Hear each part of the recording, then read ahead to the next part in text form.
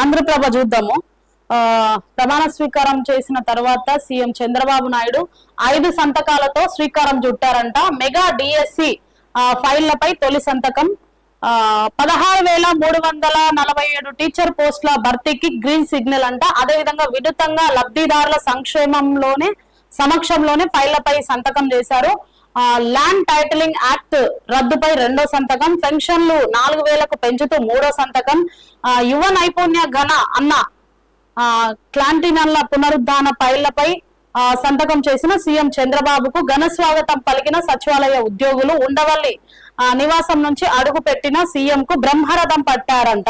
చూడండి, ఫస్టే ప్రమాణ స్వీకారం చేసిన తర్వాత 5 సంతకాలు అయితే చేసినట్టుగా మనం చూస్తున్నాం. సో అందులో 4,000 పెన్షన్ కు పెంపు, అదే విధంగా టీచర్ జాబ్స్ భర్తీ చేస్తున్నట్టుగా కూడా మనం చూసాము. సో వచ్చే పథకాలన్నీ వినియోగించుకోవాల్సిందిగా ప్రజలను మేము కోరుకుంటున్నాం.